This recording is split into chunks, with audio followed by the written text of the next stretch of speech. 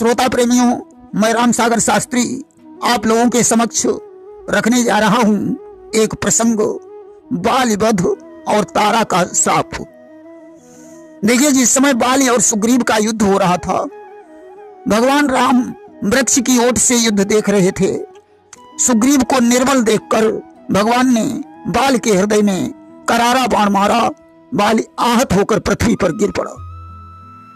भगवान राम को देखकर उसने प्रश्न किया, प्रभु आप तो समदर्शी हैं, आपकी नजर में न कोई शत्रु है न कोई मित्र, फिर आखिर इस तरीके से आपने मुझे क्यों मारा कि मैं बैरी सुग्रीव प्यारा और कारण कवन नाथ मोहि मारा।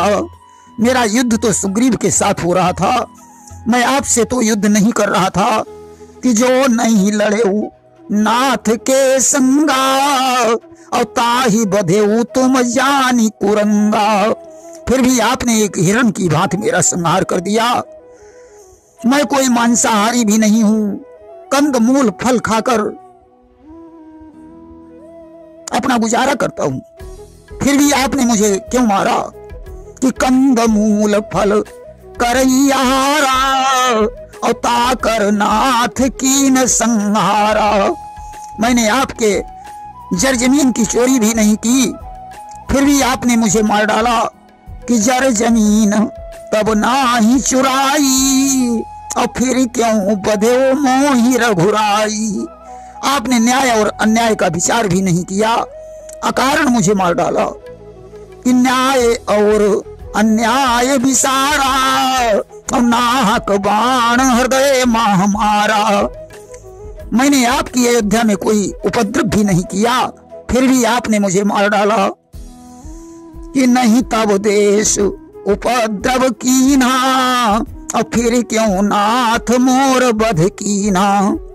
मेरी शर्म भी ओढ़ने लायक नहीं है, फिर आखिर आपने मुझे क्यों मारा कि ओढ़न हेतु न शर्म हमारा और फिर क्यों नाथ की न संहारा। शास्त्र कहते हैं अकारण हत्या करने वाला नरकगामी होता है, परंतु आपके लिए कोई कानून ही नहीं है कि करई अकारण हत्या कोई और ताकर वास नरक माह होई। भगवान राम ने मुस्कुराकर कहा, बाली अपने मरने का कारण सुनो कि अनुज बधू भगिनी सुत नारी और 61 कन्या समचारी। छोटे भाई की पत्नी, बहन और पुत्र की पत्नी और कन्या, ये चारों एक समान हैं। और इन्हीं कुदृष्टि बिलो कई जोई और ताही बधे कछु पाप न होई। जो इन्हें कुदृष्टि से देखता है उसको मारने में कोई पाप नहीं पड़ता। तुमने अपने छोटे भाई सुग्रीव की पत्नी को छीन लिया, इसलिए मैंने तुम्हारा वध किया है।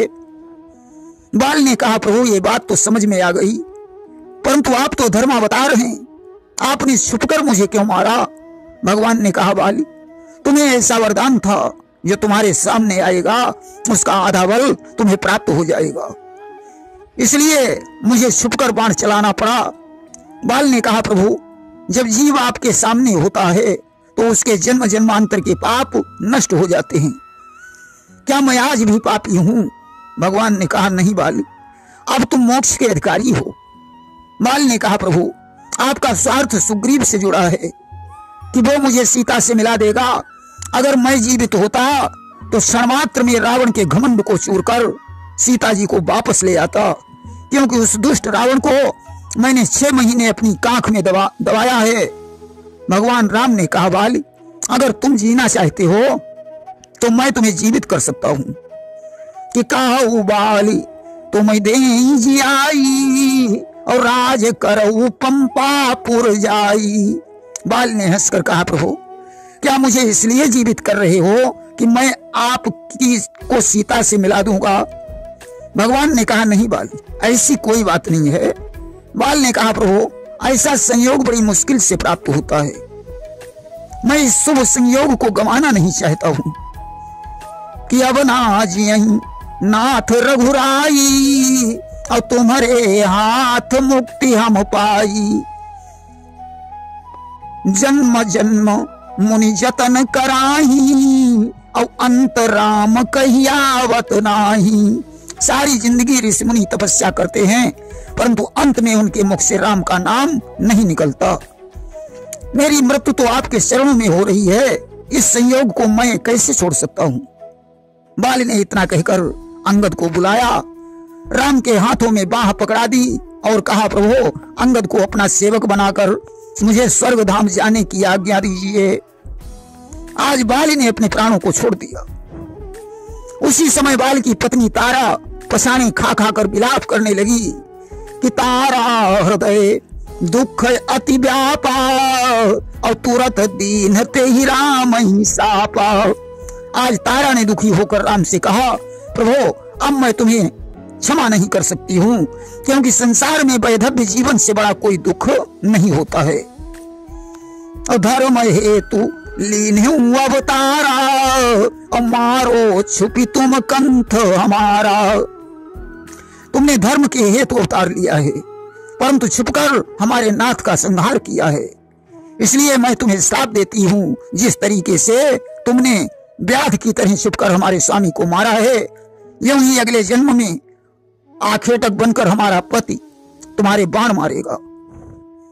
कि मेरा पति आखेटक बनकर आगे चलकर बदला लेगा, तुम भी छोड़ोगे अपना तन जब बाण करारा मारेगा।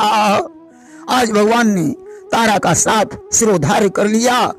बाद में तारा ने भगवान से क्षमा मांगी, कहा प्रभु मेरा श्राप मिथ्या हो जाए। भगवान ने कहा, नहीं तारा, जो भी होता है हमारी मर्जी से होता है, श्राप तो मिथ्या नहीं हो सकता है।